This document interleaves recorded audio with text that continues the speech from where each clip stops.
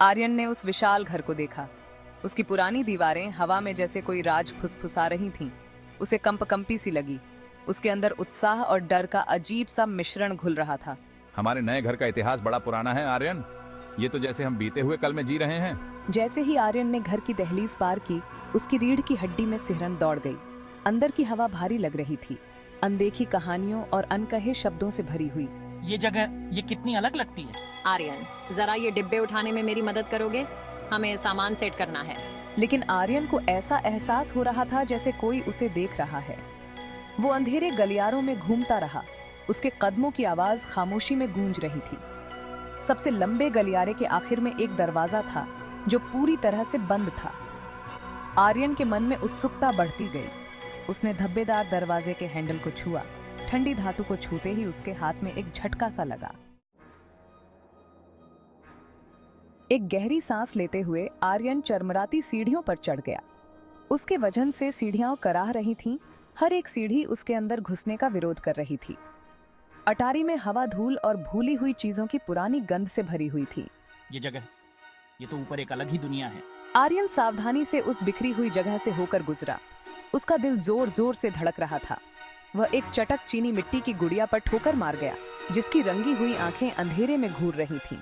आर्यन की निगाहें दूर दीवार के सहारे झुके हुए एक बड़े अलंकृत फ्रेम वाले शीशे पर पड़ी। इतने सुंदर शीशे को देखकर आर्यन उसके करीब गया और अपनी आस्तीन से धूल साफ करने लगा। जैसे जैसे शीशा साफ होता गया, उसकी रीढ़ की हड्डी में सिहरन दौड़ गई। शीशे में उसका अपना अक्स नहीं दिख रहा था। यह एक जवान लड़के का चेहरा था, उसकी ही उम्र का, उदास आंखों और शरारती मुस्कान के साथ। वहाँ कौन है? आर्यन की आवाज सन्नाटे में गूंज उठी, डर से पतली और भारी। वह इंतजार करता रहा। उसकी सांसें उसकी गर्दन में अटक गईं, लेकिन जवाब में सिर्फ हवा की सनसनाहट थी जो बंद खिड़कियों से टकरा रही थी। वह एक कदम पीछे हटा। उसका हाथ किसी ठंडी और चिकनी चीज से छू गया। वह घूम गया। उसकी आंखें दहशत से चौड़ी हो गईं। उसके सामने मंडरा रहा था, मंद रोशनी में लगभग अदृश्य, शीशे वाले लड़के की आकृति। आर्यन जम गया। उसका दिमाग यह समझने के लिए संघर्ष कर रहा था कि उसकी आंखें क्या देख रही हैं। भूतिया लड़का मुस्कुराया, एक उदास, अजीब सी अभिव्यक्ति जिसने आर्यन के दिल को छू लिया। डरो मत, मेरा नाम कैस्पर है। कैस्पर, क्या तुम भूत हो? मैं 100 साल से भी ज्यादा समय से इस घर में फंसा हुआ हूँ। क्यों? कैस्पर की कहानी एक भूली हुई लोरी की तरह सामने आई, जो दुख और आशा की एक किरण दोनों से भरी हुई थी। उसने उस समय के बारे में बताया जब पुराना घर हंसी और गर्मजोशी से भरा था। एक ऐसा समय जब वह, जीवन से भरपूर एक शरारती लड़का, उसके हॉल में घूमता था। उसने अपने प्यारे दादा के साथ एक मूर्खतापूर्ण बहस के बारे में बताया, गुस्से में कहे गए एक कठोर शब्द के बारे में जिसे वह कभी वापस नहीं ले सका। मुझे माफी मांगने में बहुत घमंड हो रहा था और फिर बहुत देर हो चुकी थी। उसने बताया कि क्षमा मांगने में उसकी असमर्थता ने उसे घर से बांध दिया था, अपने ही अपराध बोध का कैदी। क्या इस अभिशाप को तोड़ने का कोई तरीका है?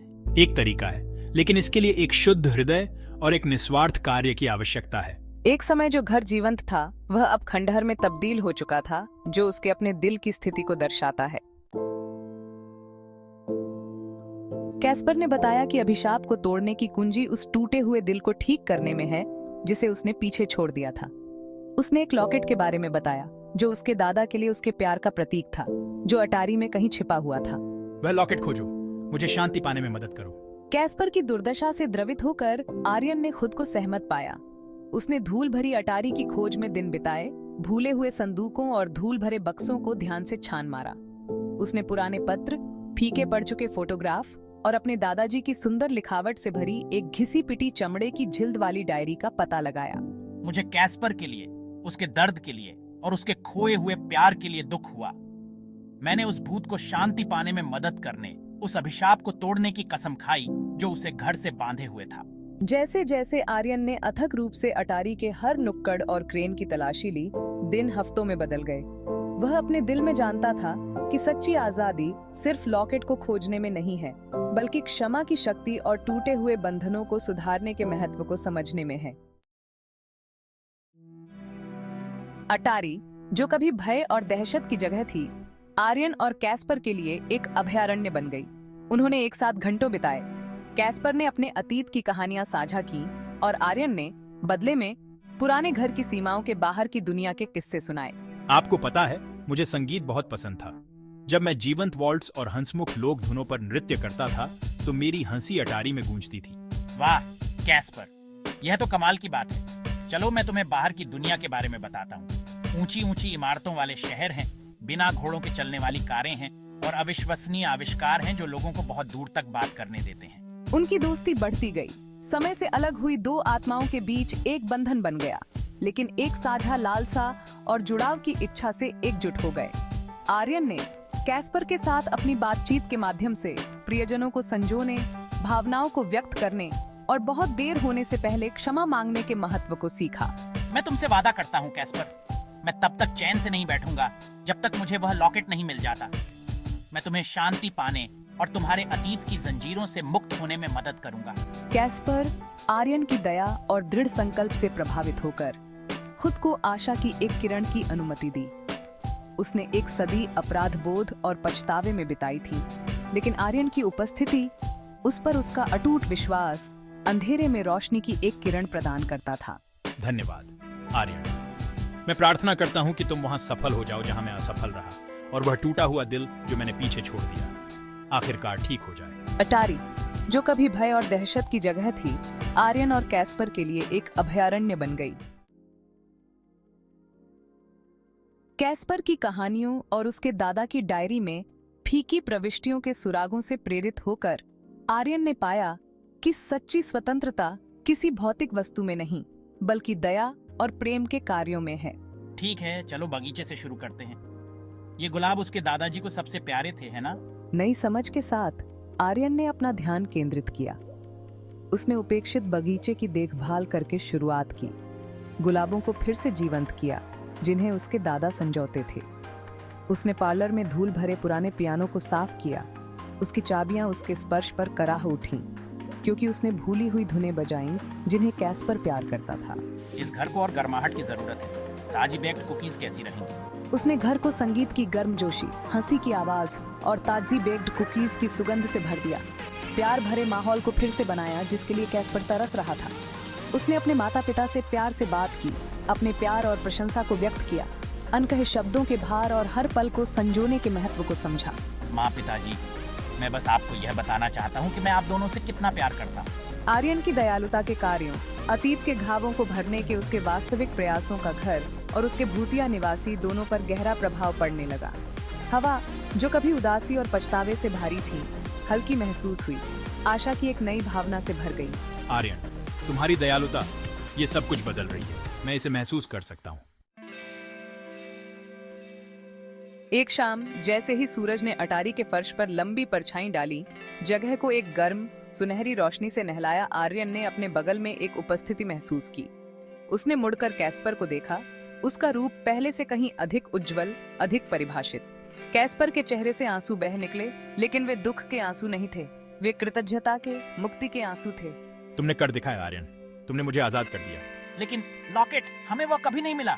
ये लॉकेट के बारे में नहीं था आर्यन, ये क्षमा के बारे में था, प्रेम के बारे में था। आपने टूटे हुए दिल को ठीक किया, किसी भौतिक वस्तु से नहीं, बल्कि अपने ही हृदय की पवित्रता से। कैस्पर को एक तेज रोशनी ने ढंकना शुरू कर दिया, एक गर्म आमंत्रित चमक जिसने अटारी को शांति और शांति की भावना से भर दिया। आर्यन ने आश्चर्य से देखा, क्योंकि कैस्पर ईथर प्रकाश में नहाया हुआ आखिरी बार उसकी ओर मुड़ा।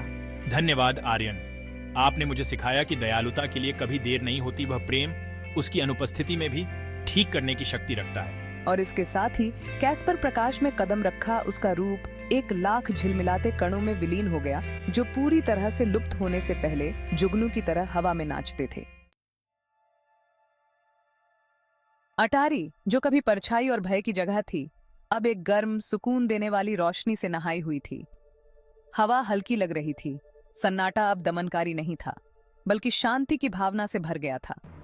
चरमराती सीढ़ियों पर चढ़ते समय आर्यन को अब ठंडक महसूस नहीं होती थी।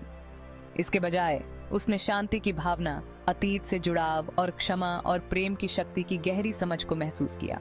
ये जगह अब कितनी अलग लगती है, कितनी जीवंत। कैस्पर के दुख के बोझ तले दबे घर में फिर से जान आ गई। आर्यन अटारी में जाता रहा, डर या मजबूरी से नहीं, बल्कि इसकी दीवारों के भीतर रखी यादों के प्रति प्रेम से। वह अक्सर खिड़की के पास बैठता, विशाल ग्रामीण इलाकों को देखता और कैस्पर की कहानियों, उसकी हंसी और उन मूल्यवान पाठों को याद करता जो उसने सीखे थे। मैं तुम्हें हमेशा याद रखूंगा कैस्पर। हर चीज के लिए धन्यवाद। पुराना घर जो कभी भय और अनजान का प्रतीक था, प्रेम, क्षमा और उन स्थायी बंधनों की स्थायी शक्ति का प्रमाण बन गया जो हम सभी को जीवन और उसके बाद भी जोड़ते हैं।